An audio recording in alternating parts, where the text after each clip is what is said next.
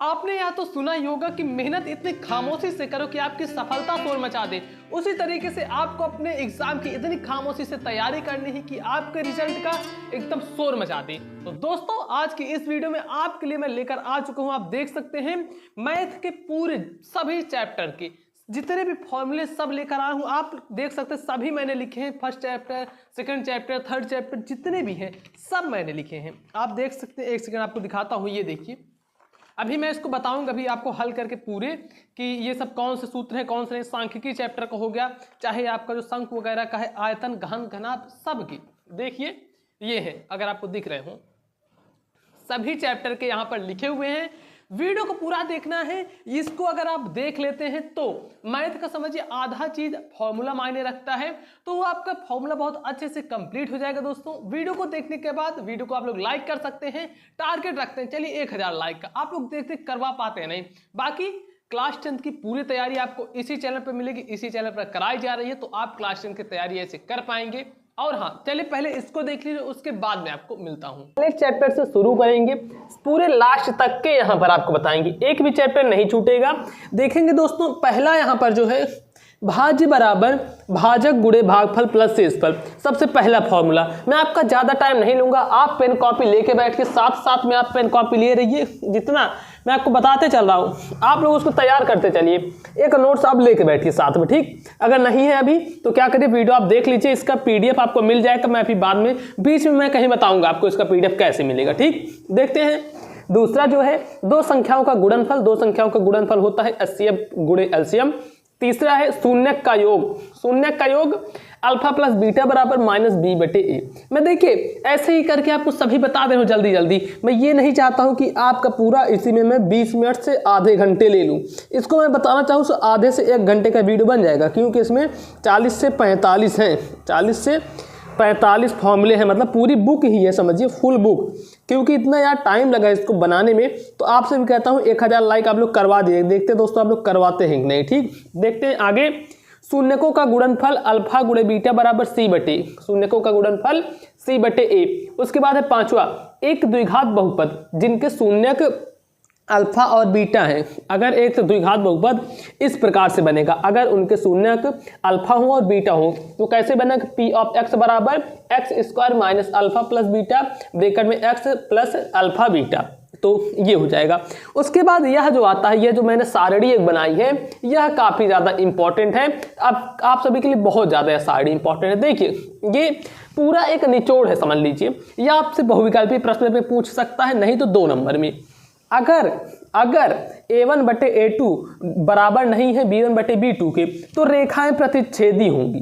रेखाएं प्रतिच्छेदी होंगी मतलब एक रेखा ऐसे जाएगी, एक रेखा ऐसे, यहाँ एक बिंदु। अब देखिए केवल एक हल, क्योंकि एक बिंदु मिलेगी, केवल एक ही हल मिलेगा, और यह अद्वितीय मतलब यूनिक रहेगा, केवल एक ही रहेगा, निकाय संगत होगा, ठीक। ये वाला जो है, अगर a1 बटे a2 a1 a2 के बराबर है, b1 b2 के बराबर, c1 c2 के बराबर है, तो रेखाएं समपाती होंगी, अनंत हल होंगे।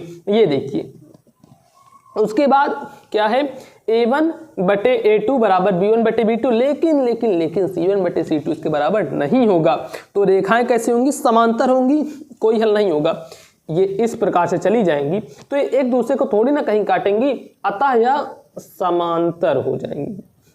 तो यह समांतर होंगी और इनका कोई भी हल नहीं होगा। अब बढ़ते हैं आगे, देखते हैं हमारा जो सातवां फॉर्मूला विविधकर का। विविधकर का फॉर्मूला होता है d बराबर बी स्क्वायर माइनस 4ac। और उसके बाद 8वां है द्विघात समीकरण। द्विघात समीकरण x बराबर minus B plus minus root B square minus 4ac upon 2a। x बराबर minus B plus minus root B square minus 4ac upon 2a। यह हो गया 8वां। उसके बाद है 9वां, मूलों का योग। मूलों का योग ये क्या होता है, मूलों का योग अल्फा प्लस बीटा बराबर माइनस बी बटे। अल्फा प्लस बीटा, अगर मूलों का योग हम देख रहे हैं तो माइनस बी बटी। उसके बाद 10th जो हमारा फॉर्मूला है, मूलों का गुणनफल। मूलों का गुणनफल अल्फा गुणे बीटा। अल्फा बीटा ये गुणनफल होता है सी बटी। इसको ध्यान रखिएगा, कहीं पर अगर योगफल पूछे तो बी से शुरू होगा, माइनस बी से, और गुणनफल पूछे तो सी से शुरू होगा, नीचे ए ही रहेगा। अब देखिए आपसे योग पूछा है तो माइनस बी बटे, गुणनफल सी बटे। आगे देखते हैं, आप सभी इनको नोट करते चलिएगा दोस्तों, ठीक। बढ़ते हैं आगे 11th पाइथागोरस प्रमेय, पाइथागोरस प्रमेय का जो ये है फॉर्मूला, कर्ण बराबर लंब का इस यहाँ से देखिए, कर्ण का स्क्वायर बराबर लंब का स्क्वायर प्लस आधार का स्क्वायर। वहीं पर अगर केवल हमें कर्ण निकालना है तो ये देखिए कर्ण बराबर, अगर हम कर्ण का देखें तो कर्ण बराबर हो जाएगा रूट में, यहाँ पर स्क्वायर अब नहीं रहेगा, रूट लगा देंगे इसी की जगह पे, और लंब का स्क्वायर प्लस आधार का स्क्वायर यही लिख देंगे, लंब का स्क्वायर धन आधार का स्क्वायर। ठीक है, इसके बाद आते हैं 12वें पे। 12वां जो है हमारा ये है AD बटे DB बराबर AE बटे EC, ये थेल्स प्रमेय। अब देखिए यह और यह दोनों आपका आएगा सिद्ध करने के लिए, आपको इसको प्रूव करना रहेगा, इसको सिद्ध करना रहेगा। इसके बाद बढ़ेंगे आगे। आगे जो हमारा 13 नंबर, दो बिंदुओं के बीच की दूरी, दो बिंदुओं के बीच की दूरी का फॉर्मूला होता है रूट x1 माइनस x2 का whole square plus y1 minus y2 का होल स्क्वायर। उसके बाद 14th आता है हमारा दोस्तों, जो कि है दो बिंदु x1, y1 और x2, y2 को m1 और अनुपात m2 के अंतः अनुपात में विभाजित करने वाले बिंदु के निर्देशांक। यह जो क्वेश्चन है काफी ज्यादा इंपॉर्टेंट है, लॉन्ग क्वेश्चन में आता है दोस्तों। तो देखिए इसका होगा m1s2 plus m2x1 upon m1 plus m2 comma m1y2 plus m2y1 upon m1 plus m2। तो ये हो गया 14। अब इसके बाद देते हैं 15 नंबर। इसके बाद जो हमारा 15 नंबर आता है, दो बिंदुओं के मध्य बिंदु का निर्देशांक। दो बिंदुओं के मध्य बिंदु का निर्देशांक क्या होता है? मान लीजिए दो बिंदु दी गई हैं, दो बिंदु ऐसे दी जाएंगी आपको कि एक में दे देगा 2,4, एक में दे देगा मान लीजिए 5,9। तो यह होगा आपका x1, यह होगा y1, यह होगा आपका x2, यह होगा y2। इसका अगर आपको बिंदु को निकालना है तो मध्य बिंदु निकालना है तो x1 plus x2 comma y1 plus y2 ये करना पड़ेगा। ठीक, इसके बाद आते हैं 16, त्रिभुज के केंद्रक का निर्देशांक। त्रिभुज के केंद्रक का निर्देशांक क्या होगा? x1 plus x2 plus x3 upon 3 comma y1 plus y2 plus y3 upon 3।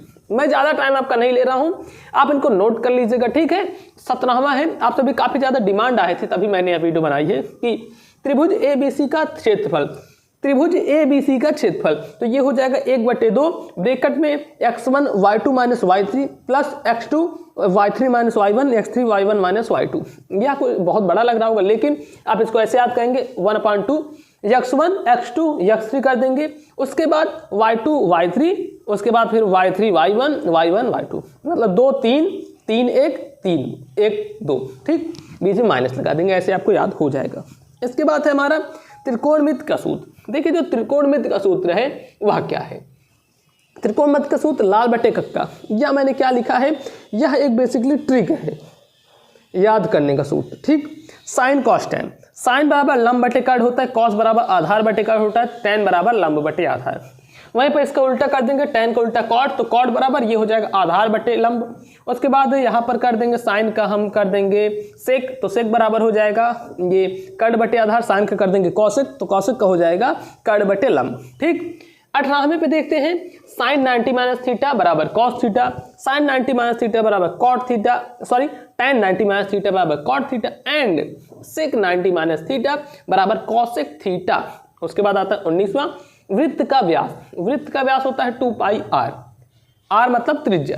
तो इसके बाद आते हैं 20वां वृत्त की परिधि। वृत्त की परिधि क्या होती है? 2πr होती है, जहां पर पाई का मान 3.14 आप रख सकते हैं, या फिर पाई का मान आप रख सकते हैं 22/7।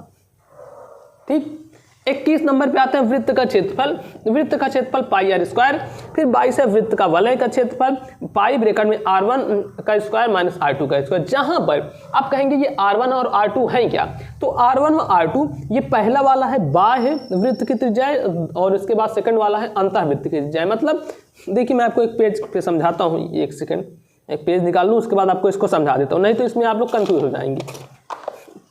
मान लीजिए इस तरीके से कोई है, ठीक, या मान ली पाइप है, तो ये पाइप ऐसे रहती है ना, ये मोटी सी, मैं इसको कैसे बनाऊं, ये देखिए ऐसे, नहीं तो आप एक ऐसे मान सकते हैं, ऐसे गोला है, चलिए ठीक, ये तो ये हो गई आपकी अंतःवृत्त हो गया, इसका त्रिज्या ये हो गई, और जो सेकंड वाला है उसका पूरे का होगा। ठीक, तो यह हो गया अंतः और बाह्य से बोलते। अब देखते हैं 23 नंबर।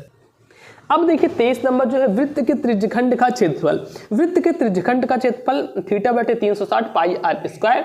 उसके बाद 24 वृत्तखंड का क्षेत्रफल आर स्क्वायर ब्रैकेट में pi theta upon 360 degree minus sine theta upon 2।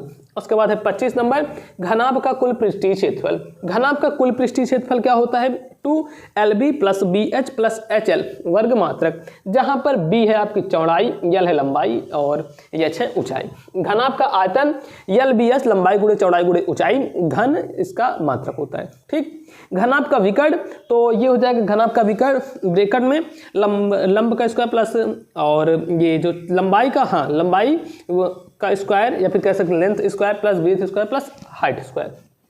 28 number घनाभ के संपूर्ण पृष्ठों का क्षेत्रफल। जो घनाभ होता है, घनाभ किस प्रकार से बनता है, घन के संपूर्ण पृष्ठों का क्षेत्रफल पूछा है तो ये हो गया, घन ऐसे बनता है, ये है घन। ठीक, घन के संपूर्ण पृष्ठों का क्षेत्रफल तो ये होता है 6a स्क्वायर और घन का आयतन a क्यूब होता है, और वहीं पर घन का जो विकर्ण होता है √3a। फिर आता है 31 नंबर बेलन का आयतन। तो बेलन का आयतन होता है पाई आर स्क्वायर एच। 32 नंबर आता है बेलन का वक्र पृष्ठ 2 पाई आर एच।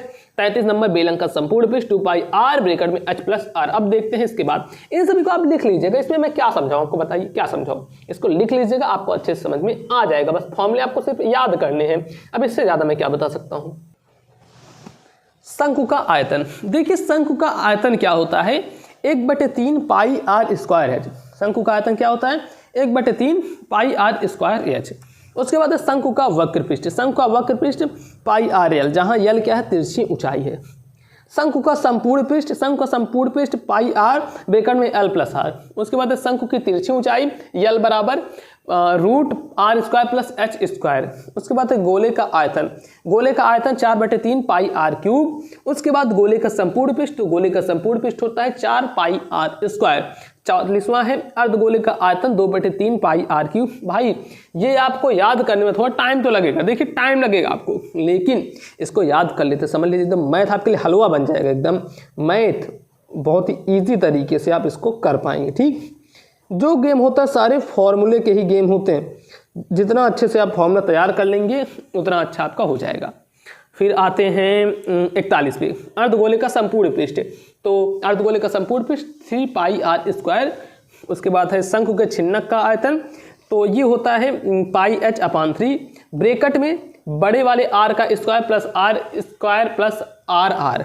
आप कहेंगे ये बड़ा छोटा ये सब क्या है, तो देखिए ये यही है बेसिकली, ये छोटा वाला इसको छोटे से करते हैं और उसके बाद बड़ा वाला बड़े से। ठीक है, उसके बाद आते हैं 43 नंबर पे शंकु का पृष्ठीय क्षेत्रफल। तो शंकु का पृष्ठीय क्षेत्रफल होता है पाई एल ब्रैकेट में capital R plus small R. और 44 नंबर है शंकु छिन्नक का संपूर्ण पृष्ठीय क्षेत्रफल।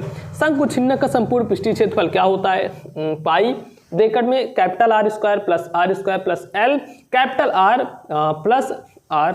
ठीक, ये शंकु का छिन्नक, इसमें देखिए कैपिटल आर स्मॉल आर क्या है, ये इस प्रकार से होता है, छिन्नक होता है इस प्रकार से। तो ये छोटा वाला ये हो गया, बड़ा वाला ये हो गया। ठीक, ये हो गया स्मॉल आर, ये हो गया बिग आर। अब बढ़ते हैं आगे, देखिए अब आता है सांख्यिकी। केवल सांख्यिकी 10 नंबर के लिए पूछता है। अभी तक क्या आता था प्रायिकता, लेकिन वह 30 नंबर में कट चुका है, इसलिए केवल सांख्यिकी मैं बता रहा हूँ। प्रायिकता आता था 5 का, सांख्यिकी आती थी, सांख्यिकी भी 5 की आती थी, तो टोटल मिलाकर 10 नंबर हो जाता था। लेकिन इस बार केवल सांख्यिकी के ही आपको 10 नंबर मिल रहे हैं, 10 मार्क। ठीक, केवल सांख्यिकी। तो आइए देखते हैं, सांख्यिकी में 3 फॉर्मूले हैं। पहला है माध्य निकालना हो तो सिग्मा या फाई एक्स आई अपॉन सिग्मा या फाई, जहां ये सिग्मा या फाई क्या है पदों की संख्या है। माध्यक बराबर L plus N upon 2 minus C F upon F into H. बहुलक बराबर एल प्लस ब्रैकेट में F minus F one upon 2 F minus 2 F one minus F 2 और इंटू एच। अब देखिए आप इन फॉर्मूलों को याद करिएगा। आप कहेंगे ये सब क्या है पॉइंट, इसको मैं सॉल्व करवा दूंगा। ठीक, अगर आप कहते हैं कि आप लिख दीजिएगा भैया इसको सॉल्व करवा दीजिए, ये फॉर्मूले पर ये जो भी सूत्र हैं इन सूत्रों पर क्वेश्चन लगवा दीजिए, तो मैं जरूर से वीडियो बना दूंगा और क्वेश्चन भी इन पर सॉल्व करवा दूंगा ताकि ये एकदम दिमाग में आपके बैठ जाए। तो दोस्तों आपने देख लिया इन सभी जितने भी फॉर्मूले हैं मैथ के, उनको देख लिया। अब क्या करना है, इसको आपको नोट कर लेना है एक जगह अच्छे से। आप इसको नोट कर लेंगे, बहुत अच्छे तरीके से आप इसको नोट कर लीजिएगा ताकि आप इसको रिवाइज कर पाए। फॉर्मूले अगर आपको मैथ के याद रहेंगे तो आपको क्वेश्चन लगाने में बहुत ही आसानी होगा। और हाँ, क्लास 10 के और जितने भी सब्जेक्ट हैं उनकी तैयारी इसी चैनल पर कराई जा रही है, मोबाइल पे स्कूल चैनल पर दोस्तों। तो आपको जाना है, देखना है, जो भी है आपको उसमें दिख जाएगा। इसी प्रकार से सब सब्जेक्ट की मैं तैयारी करवा रहा हूं, तो आप जाकर सभी सब्जेक्ट की तैयारी कर सकते हैं। चलिए दोस्तों, मिलते हैं आपसे और किसी नेक्स्ट वीडियो